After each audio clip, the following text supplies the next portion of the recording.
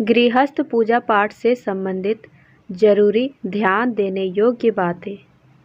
पूजा तो सब करते हैं, परंतु यदि इन नियमों को ध्यान में रखा जाए तो उसी पूजा पाठ का हम अत्यधिक फल प्राप्त कर सकते हैं। वे नियम कुछ इस प्रकार है। नंबर 1, सूर्य, श्री गणेश, दुर्गा, शिव जी एवं श्री विष्णु ये 5 देव कहलाते हैं। इनकी पूजा सभी कार्यों में गृहस्थ आश्रम में नित्य होनी चाहिए। इससे धन, लक्ष्मी और सुख प्राप्त होता है। नंबर 2, श्री गणेश जी और भैरवी जी को तुलसी नहीं चढ़ानी चाहिए। नंबर 3, दुर्गा जी को दुर्वा नहीं चढ़ानी चाहिए। नंबर 4, सूर्य देव को शंख के जल से अर्घ्य नहीं देना चाहिए। नंबर 5, तुलसी का पत्ता बिना स्नान किए नहीं तोड़ना चाहिए। जो लोग बिना स्नान किए तोड़ते हैं उनके तुलसी पत्रों को भगवान स्वीकार नहीं करते हैं। नंबर 6, रविवार, एकादशी, द्वादशी, पूर्णिमा, अमावस्या, संक्रांति तथा संध्या काल में तुलसी नहीं तोड़नी चाहिए। नंबर 7, दीपक के नीचे चावल अवश्य रखने चाहिए। नंबर 8, केतकी का फूल शंकर जी को नहीं चढ़ाना चाहिए। नंबर 9, कमल का फूल 5 रात्रि तक उसमें जल छिड़क कर चढ़ा सकते हैं। नंबर 10, बेलपत्र 10 रात्रि तक जल छिड़क कर चढ़ा सकते हैं। नंबर 11, तुलसी की पत्ती को 11 रात्रि तक जल छिड़क कर चढ़ा सकते हैं। नंबर 12, हाथों में रखकर हाथों से फूल नहीं चढ़ाना चाहिए। नंबर 13, तांबे के पात्र में चंदन नहीं रखना चाहिए। नंबर 14, दीपक से दीपक नहीं जलाना चाहिए। जो दीपक से दीपक जलाते हैं वे रोगी होते हैं। नंबर 15, पतला चंदन देवताओं को नहीं चढ़ाना चाहिए। नंबर 16, प्रतिदिन की पूजा में मनोकामना की सफलता के लिए दक्षिणा अवश्य चढ़ानी चाहिए। दक्षिणा में अपने दोष दुर्गुणों को छोड़ने का संकल्प ले, अवश्य सफलता मिलेगी और मनोकामना पूर्ण होगी। नंबर 17, चर्म पात्र या प्लास्टिक के पात्र में गंगा जल नहीं रखना चाहिए। नंबर 18, देवी देवताओं का पूजन दिन में 5 बार करना चाहिए। सुबह 5 से 6 बजे तक ब्रह्म बेला में प्रथम पूजन और आरती होनी चाहिए। प्रातः 9 से 10 बजे तक द्वितीय पूजन और आरती होनी चाहिए।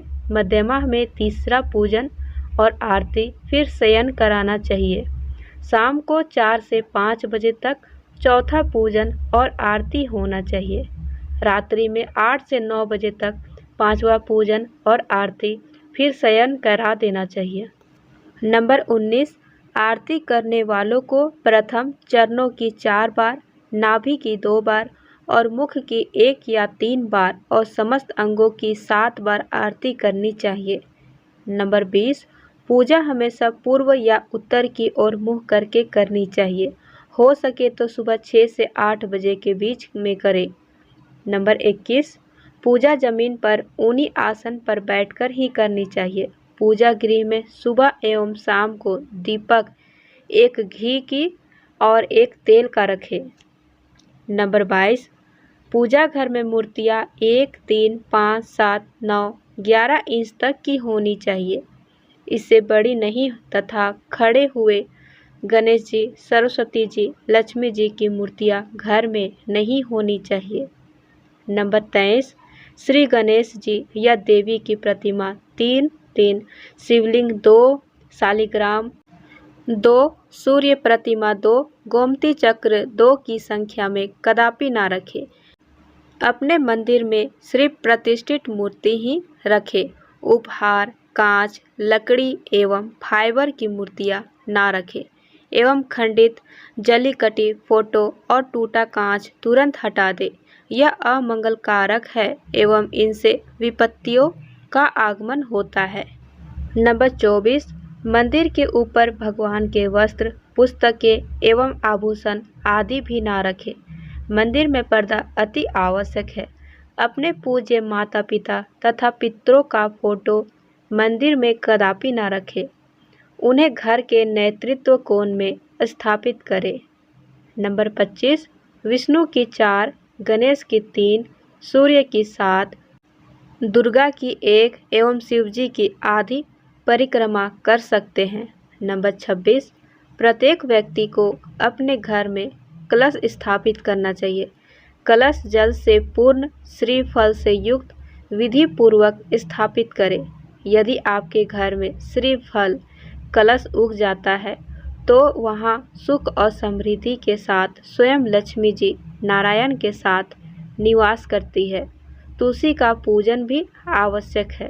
नंबर 27, मकड़ी के जाले एवं दीमक से घर को सर्वदा बचाएं, अन्यथा घर में भयंकर हानि हो सकती है।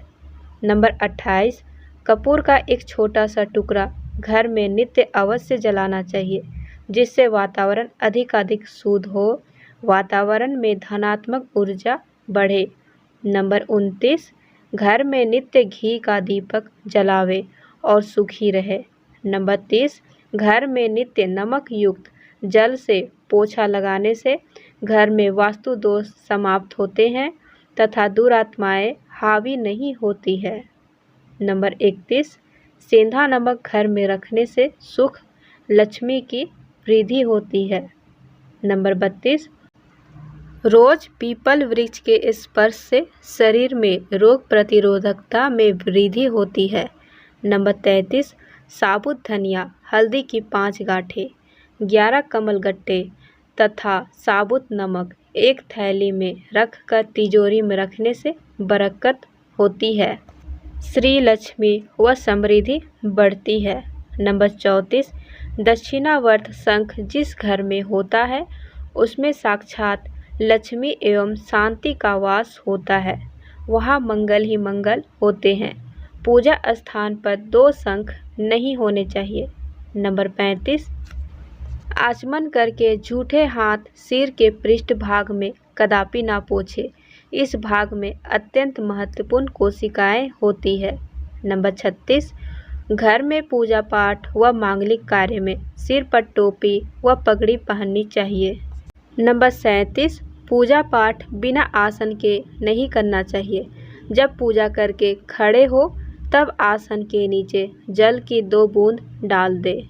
नंबर 38, यदि आप शंख की पूजा करते हैं और उसमें पानी भरना है तो कभी भी डुबाकर नहीं भरना चाहिए। ऐसा करने से पूजा का कार्य सिद्ध नहीं होता है। शंख में आचमनी द्वारा ही जल डालें। संकल्प के लिए जिस तांबे या चांदी की चम्मच का उपयोग किया जाता है उसे ही आचमनी कहते हैं। शंख को कभी भी पृथ्वी पर नहीं रखना चाहिए।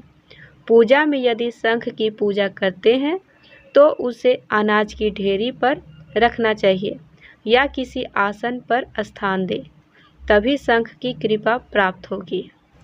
नंबर 39, प्रसाद बांटते समय ध्यान रखना चाहिए कि प्रसाद जमीन पर ना गिरे।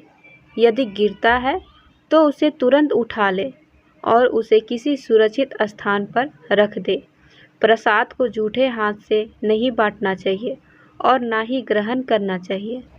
हाथों को धोकर ही प्रसाद वितरित करें एवं ग्रहण करें। नंबर 40, फूल, फल, चंदन आदि को कभी भी सूंघना नहीं चाहिए। यदि आप ऐसा करते हैं तो आपको पूजा करते हुए भी पाप लगेगा, क्योंकि सूंघने वाली कोई भी वस्तु देवी देवताओं को नहीं चढ़ती। नंबर 41, बासी फूल भगवान को नहीं चढ़ाते। यदि वे माली के घर रखे हैं तो दोष नहीं लगता है। बेलपत्र चढ़ाने से एक दिन पहले तोड़कर रखने चाहिए। नंबर 42, फूलों को कभी भी तोड़कर नहीं चढ़ाना चाहिए। कुछ लोग एक फूल के बहुत से टुकड़े करके चढ़ाते हैं, ऐसा भूलकर भी नहीं करें। यदि ऐसा किया तो पूजा में दोष लगेगा। नंबर 43, जप करने वाली माला को बिना गौमुखी के खुले में जप नहीं करना चाहिए। यदि बिना गौमुखी के जप होगा तो उसका फल भूत प्रेतों को प्राप्त होगा। मैं आशा करती हूँ कि आज की जानकारी आप सभी को अच्छी लगी हो। अगर जानकारी अच्छी लगी हो तो प्लीज़ एक लाइक करें और चैनल को सब्सक्राइब करें वीडियो देखने के लिए आपका बहुत धन्यवाद।